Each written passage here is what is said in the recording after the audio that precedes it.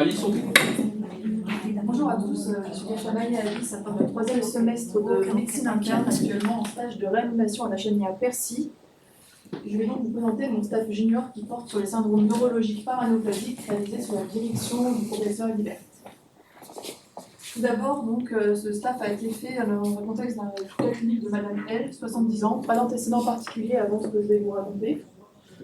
En novembre, elle commence à présenter un tableau d'altération de l'état général avec des troubles de la mémoire, de l'équilibre et du comportement, auxquels vont se surajouter des troubles du transit lactique, de constipation et de douleur abdominale, qui vont la conduire à consulter un hépato-gastro-entérologue de notre établissement début janvier, qui, devant l'ensemble de ce contexte-là, va faire réaliser un scanner thoraco-abdominopelvien qui retrouvera une masse pulmonaire gauche. Dans ce contexte-là, elle est hospitalisée en service de pneumologie, où sera apporté le diagnostic de cancer pulmonaire à petites cellules. Et elle recevra dans ce contexte-là une première cure de chimiothérapie. Néanmoins, son séjour en pneumologie sera notamment marqué par une importante dégradation sur le plan neurologique, avec une majoration des troubles de la vigilance, l'apparition d'un syndrome dysautonomique majeur, avec des troubles notamment au niveau de la régulation de la température, une habileté tensionnelle et de la fréquence cardiaque, ainsi qu'une majoration du syndrome cérébreux qu'elle présentait auparavant.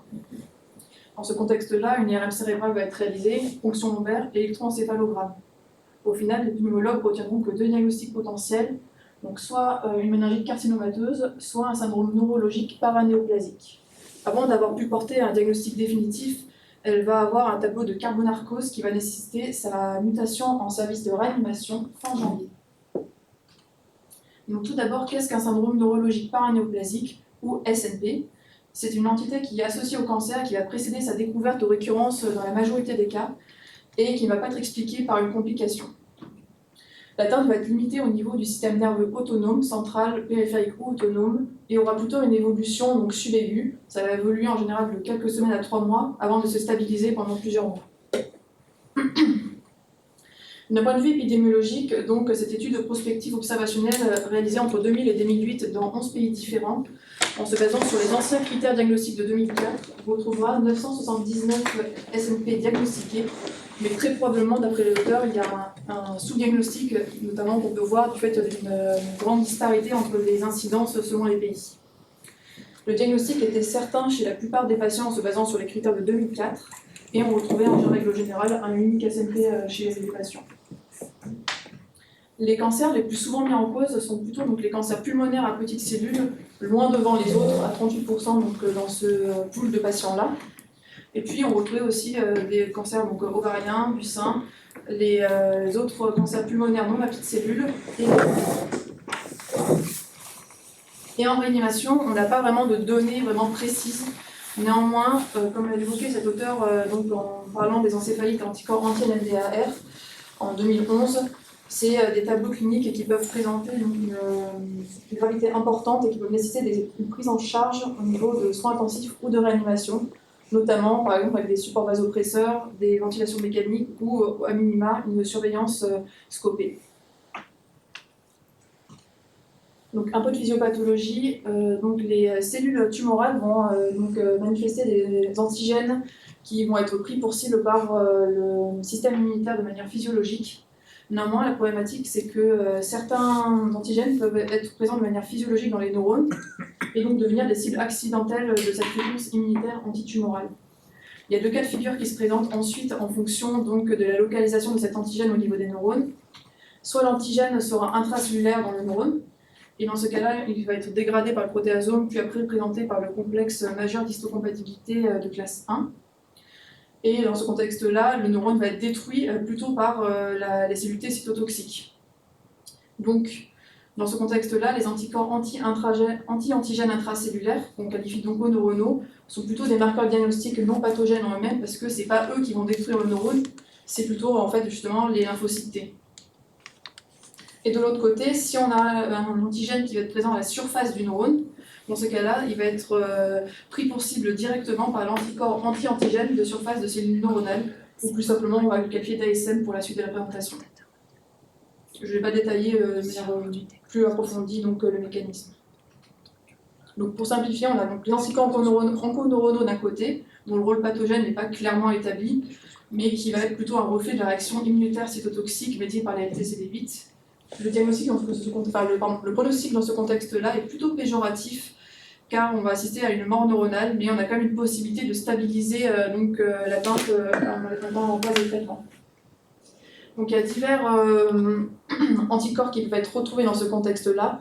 Donc le plus commun, par exemple, dans le cas des cancers pulmonaires à petites cellules, c'est ceux que vous pouvez voir ici, anti-HU, RI, IO et CV2 par exemple, mais il en existe beaucoup d'autres. Au niveau des anticorps ASM, de surface membranaire, leur rôle pathogène est suggéré par plusieurs études expérimentales avec des fois des corrélations d'anticorps et cliniques qui sont retrouvées. Néanmoins, un patient indemne de tout processus oncologique peut aussi présenter ces anticorps, donc ce n'est pas un marqueur parfait au niveau diagnostic. Et généralement, les patients qui présentent ces anticorps-là et des SLP ont un pronostic plus favorable post-traitement. Donc là, vous pouvez voir, globalement, ce n'est pas les mêmes anticorps, et pareil, chaque anticorps va être un peu plus relié à des cancers. Par exemple, dans le cadre des tératomes ovariens, on va trouver plutôt les anticorps anti-récepteurs NMDA. Donc ensuite, quelle stratégie diagnostique prendre? Il y a eu une mise à jour des critères diagnostiques réalisée en 2021 par un panel d'experts qui a mis en place donc, un score diagnostique, le PNS Care Score, qui repose donc, sur 3 éléments différents. Tout d'abord, donc, le phénotype de SNP présenté par le patient, donc au risque intermédiaire ou épidémiologiquement non corrélé au cancer. Puis, pareil, les 3 catégories d'anticorps réalisées seront leur risque d'association au cancer. Donc, on a les anticorps à haut risque intermédiaire et faible risque, ou si on ne trouve pas du tout d'anticorps, par exemple. Et enfin, on a le statut oncologique du patient. Donc, le maximum de points sera atteint si on a un patient qui a un cancer qui est connu et qui est concordant donc, avec le phénotype retrouvé et les anticorps si on les a retrouvés. Ensuite, les 2 autres cas de figure en bas, c'est par exemple si on a un patient où le cancer n'est pas connu, mais on est en train de chercher le cancer depuis moins de 2 ans ou plus de 2 ans. En fonction de tous ces éléments-là, donc le diagnostic de SNP sera certain, probable, possible ou exclu. À noter que les auteurs de ce papier disaient eux-mêmes que ce score restait quand même imparfait et ils mettaient eux-mêmes quelques exceptions, comme par exemple certains cancers de l'enfant ou les neuroblastomes. Donc si on reprend un peu ces critères diagnostiques, tout d'abord les phénotypes. Là, vous voyez ci-contre les phénotypes dits à haut risque. Tout d'abord, donc l'encéphalomyélite, qui est une atteinte multifocale du système nerveux central, qui va donc toucher plusieurs structures et va souvent être concomitante, accompagnée d'un syndrome dysautonomie qui dans 10 à 30% des cas, voire aussi parfois les neuropathies sensitives survenues. C'est quelque chose qu'on retrouve plutôt par exemple dans les cas des cancers pulmonaires à petites cellules et avec les anticorps anti-HU. Ensuite, on a l'encéphalite limbique, dont les critères diagnostiques de 2016 disent qu'il faut que l'évolution soit rapide, moins de 3 mois, et marquée notamment par des crises d'épilepsie, des troubles psychiatriques du comportement ou de la mémoire. Donc c'est assez peu spécifique comme vous pouvez le voir. Donc après, le syndrome cérébelleux rapidement progressif, comme son nom l'indique, ça doit évoluer assez rapidement, de quelques semaines à 3 mois. Ça doit être bilatéral, symétrique, statique et cinétique, et toucher plutôt donc, les troncs et les membres. Les cancers plus souvent associés sont plutôt les cancers gynécologiques, les cancers pulmonaires à petites cellules et les lymphomes d'Hodgkin. Et comme vous pouvez le voir là, donc les anticorps qui sont souvent reliés à cette entité-là sont à la fois des onconeuronaux en bleu ou des ASM par exemple en violet. L'opsoclonus myoclonus, c'est quelque chose qu'on trouve plutôt chez l'enfant, donc marqué par des myoclonies segmentaires, des mouvements oculaires conjugués, involontaires multidirectionnels. Et cette entité-là n'a pas vraiment d'anticorps qui est très spécifique. Enfin, par exemple, là, la neuropathie sensitive subaiguë, c'est une atteinte du système nerveux périphérique qui va être plutôt asymétrique, distale et douloureuse, et va toucher toutes les modalités sensitives, parfois aussi motrices. Ça va plutôt débuter au niveau des mains avant de s'étendre jusqu'aux 4 membres dans l'évolution. Les réflexes ostéotendineux sont plutôt altérés, et il faut quand même évoquer des diagnostics différentiels qui sont quand même plus communs, comme par exemple l'atteinte liée à la chimiothérapie ou le Sjögren. Ensuite, on peut avoir une atteinte du système nerveux autonome, donc avec notamment des syndromes dysautonomiques, comme des labilités tensionnelles, comme évoqué précédemment, des hypotensions orthostatiques, etc. Le tableau qu'on va retrouver le plus fréquemment dans le cadre des SNP, c'est par exemple la pseudo-obstruction gastro-intestinale, qui est marquée donc par une gastroparésie, nausées, vomissements, douleurs abdominales. On peut la retrouver assez fréquemment dans le cas des atteintes liées aux anticorps anti-HU et au cancer pulmonaire à petites cellules, regroupées donc avec les encéphalomyélites.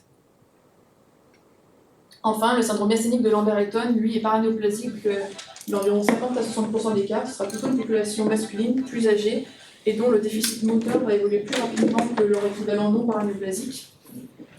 C'est plutôt les ceintures pelviennes qui vont être atteintes en premier, et on pourra retrouver donc, des atteintes végétatives assez fréquemment, ainsi que donc, les atteintes au niveau bulbaire et oculomoteur, par exemple.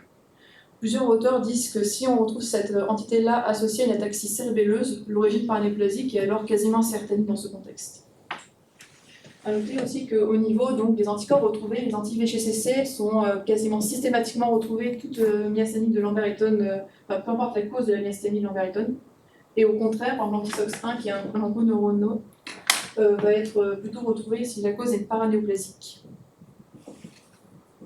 Donc si on revient sur Madame L, par exemple, elle présentait donc des troubles de la mémoire, du comportement et de la vigilance, ainsi que des troubles de l'équilibre qui s'inscrivent dans un syndrome cérébelleux et un syndrome dysautonomique majeur, le tout donc pouvant être regroupé dans le cadre de l'encéphalomyélite, qui est donc un phénotype à haut risque. Donc devant ce tableau-là, nous, qu'est-ce qu'on a fait au final? On a demandé des avis spécialisés déjà, parce que c'est quand même quelque chose de rare et on n'était pas du tout experts dans ce domaine-là. Et notamment au niveau des oncopneumologues de l'établissement, et aussi au niveau de la neuroréanimation de la Pitié-Salpêtrière. Donc maintenant, concernant les anticorps, comme évoqué précédemment, ils sont classés en plusieurs catégories. Ceux à haut risque, que vous voyez donc à gauche, plus de 70% d'associations au cancer, sont plutôt des onconeuronaux, comme on peut voir, et on retrouve l'anti-HU et anti-IO que je vous ai évoqué précédemment. De l'autre côté, on voit donc les anticorps qui sont à risque intermédiaire, et vous pouvez voir que c'est plutôt des anticorps anti-surface membranaire. Donc, par exemple, on retrouve VGCC ou l'antirécepteur NMDA que je vous ai évoqué précédemment. Donc, quel bilan paraclinique neurologique on réalise dans ce contexte-là? Il faut tout d'abord traquer le diagnostic différentiel qui reste quand même bien plus fréquent.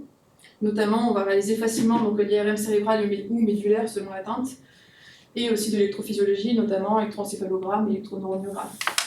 Les auteurs recommandent notamment de faire assez systématiquement ponction lombaire et bilan biologique pour tout d'abord traquer les diagnostics différentiels, notamment par exemple infectieux. Et on en profitera pour faire aussi le dosage des anticorps à la fois dans le LCR et le sérum. Et de manière préférentielle, il vaut mieux l'envoyer dans des laboratoires spécialisés. Et les anticorps qu'on dosera, ça va dépendre globalement du phénotype et du cancer sous-jacent. Concernant Madame L, au final, on n'a pas retrouvé de diagnostic différentiel et on a retrouvé des anti-HU à la fois dans le LCR donc, et dans le sérum. Donc, au niveau du statut oncologique, il y a deux cas de figure. Soit le cancer est connu, dans ce cas-là, il faut se poser la question est-ce que c'est concordant avec le phénotype et les anticorps? Si oui, on déroule donc le score diagnostique évoqué précédemment. Sinon, il faut rechercher un autre cancer qui pourrait être donc présent de manière simultanée avec celui qui est déjà connu. Et s'il n'est pas connu, dans ce cas-là, il faut quand même, comme évoqué précédemment, rechercher le cancer. On ira assez facilement donc, au scanner thoraco-abdominopelvien, voire TEP-FDG. Et cette recherche doit avoir lieu jusqu'à 4 ans après la suspicion donc, de SNP. On peut aussi orienter après la recherche en fonction donc, du type de phénotype et des anticorps retrouvés, mais ça c'est sur avis spécialisé après. Donc si on revient à Madame L, au final, donc, elle présentait un phénotype à haut risque, un anticorps à haut risque, et un cancer pulmonaire à petites cellules, le tout donc, étant concordant avec l'encéphalomyélite et l'anti-HU. Et donc ça nous fait un score à 10 sur 10, et donc un diagnostic certain de SNP. Concernant le traitement, donc il n'y a pas de recommandation avec un haut niveau de POC du fait de la rareté donc, de la pathologie, ainsi que de l'absence d'essais cliniques randomisés. Donc il y a plusieurs, il semble que ça se dessine un consensus qui est assez bien résumé dans ce papier de 2021, qui donc recommande tout d'abord donc de réaliser le traitement oncologique et de mettre en place rapidement aussi une immunothérapie dite de première ligne, et ce dès que le SNP est suspecté que les diagnostics différentiels ont été exclus. Donc pour eux, même si on n'a pas encore le résultat des anticorps, mais qu'on a une atteinte clinique et oncologique caractéristique, il faut le débuter. Donc le traitement d'attaque repose tout d'abord sur la corticothérapie à forte dose pendant quelques jours, relayée ensuite par des immunoglobulines ou des échanges plasmatiques. Et puis on fera un traitement d'entretien par corticothérapie, si on peut, et en cas de contre-indication, plutôt des immunoglobulines. Ensuite, donc, ils évoquent aussi une immunothérapie dite de seconde ligne, donc, qui peut porter un peu à confusion parce que les auteurs disent qu'on peut parfois mettre en place cette immunothérapie de seconde ligne plus précocement si on a un SNP certain ou agressif, et qu'il faut parfois faire un chevauchement entre le traitement d'entretien par corticoïdes et ce traitement de seconde ligne, car certains dans ces traitements-là peuvent être un peu longs avant de devenir efficaces. Donc le traitement choisi va dépendre des anticorps qu'on a retrouvés, si c'est des anticorps onconeuronaux ou des ASM. Dans le cas des ASM, donc de surface membranaire, c'est plutôt le rituximab. Et pour les autres cas, donc les onconeuronaux, on va plutôt aller sur l'azatioprine, mycophénolate mofétine, voire donc cyclophosphamide. Les auteurs privilégient le cyclophosphamide si jamais on a un SNP agressif. Au final, si on revient sur Madame M, donc son évolution initiale a été marquée par une importante dégradation, notamment au niveau neurologique et au niveau sur le plan respiratoire, qui a nécessité la mise en place d'une intubation orotrachéale et qui nous a fait pas mal poser de questions d'un point de vue des limitations thérapeutiques. Finalement, on a eu donc ce diagnostic de SNP, et pour lequel, après lui, on a mis en place donc, ce premier cycle d'immunothérapie par corticothérapie forte dose, cyclophosphamide et immunoglobuline. Elle a présenté une importante amélioration sur le plan neurologique au bout de 8 à 10 jours environ, avec une patiente qui est devenue consciente et orientée, mais néanmoins toujours dépendante de la ventilation mécanique, ce qui a donc fait qu'on a mis en place une trachéotomie dans ce contexte. Cette relative stabilisation nous a permis notamment de faire une deuxième cure de chimiothérapie pour le cancer pulmonaire à petites cellules, et qui nous a fait poser la question de faire un deuxième cycle d'immunothérapie, qui finalement a été reporté parce qu'elle a présenté d'importantes complications infectieuses, notamment en début de prise en charge, une pneumopathie acquise sous ventilation mécanique, et actuellement une arthrite septique du coude. Sur le plan pronostic, donc les anticorps onconeuronaux, comme évoqué précédemment, sont en général plutôt résistants à l'immunothérapie, ont une réponse assez partielle, mais il y a comme toujours des exceptions, avec des fois des bonnes réponses, comme par exemple dans les anti-MA2 et cancer testiculaire, et au contraire, des fois des persistances malgré le traitement du cancer sous-jacent. Cette étude réalisée il y a pas mal d'années à la Pitié, donc sur 17 patients avec des anticorps anti-HU ou des anti-IO, donc avait réalisé à peu près le traitement que je vous ai évoqué avec corticothérapie forte dose, cyclophosphamide et immunoglobuline, et avec plusieurs cycles de traitement en fonction de la tolérance et de la réponse. Et au final, les résultats étaient, comme vous pouvez le voir, plutôt décevants, avec une détérioration chez la majorité des patients, mais avec quelques patients qui se stabilisaient, donc 6 patients sur 16, dont uniquement 3 stabilisations étaient jugées pertinentes, c'est-à-dire que c'est des patients qui avaient un score de Rankine inférieur ou égal à 3 avant le début du traitement, et qui sont maintenus inférieurs ou égal à 3. Et comme vous pouvez le voir, donc, la médiane de survie après le début du traitement est pareil, assez médiocre, à 5 mois, avec néanmoins une grande disparité entre les patients. Certains patients donc décédés au bout de 2 mois, et d'autres en fait étaient toujours en vie à la fin du traitement, enfin de l'étude, pardon. Les auteurs disaient que globalement, ils pensaient qu'il n'était peut-être pas propice à mettre en place ce type de traitement chez les patients qui étaient déjà très altérés, donc avec un score de Rankine notamment inférieur ou égal à 4 selon eux. Enfin, donc, les anticorps ASM, eux, donc, sont en règle générale plutôt sensibles à l'immunothérapie, avec une évolution très favorable sous traitement, par exemple dans le cadre des encéphalites et anticorps anti-NMDAR, avec 80% d'évolution favorable à 24 mois, notamment dépendant du temps avant la variectomie, si c'est un patient qui a donc un tératome de l'ovaire. Et comme toujours, donc, des exceptions, avec par exemple le thymome, qui a un pronostic plutôt péjoratif s'il est associé à un SNP. Donc en conclusion, le SNP est une atteinte grave mais rare qui gagne quand même à être connue d'un point de vue des réanimateurs qui peuvent être amenés donc, à prendre en charge des patients suspectés de ces syndromes-là ou atteints de ces syndromes-là de manière certaine, et qui constitue donc une urgence thérapeutique pour laquelle pour l'instant les recommandations ont plutôt des faibles niveaux de preuve du fait donc, de l'absence d'essais randomisés, qui repose sur le traitement donc, du cancer sous-jacent et la mise en place rapide d'immunothérapie. Le pronostic reste globalement assez sombre, mais très variable donc, en fonction de l'état clinique du patient avant traitement, ainsi que des anticorps du phénotype retrouvé. Et notamment, par exemple, on trouve que les phénotypes qui atteignent plutôt le système nerveux périphérique sont en général le meilleur pronostic que ceux atteignant le système nerveux central, par exemple. Je vous remercie pour votre attention.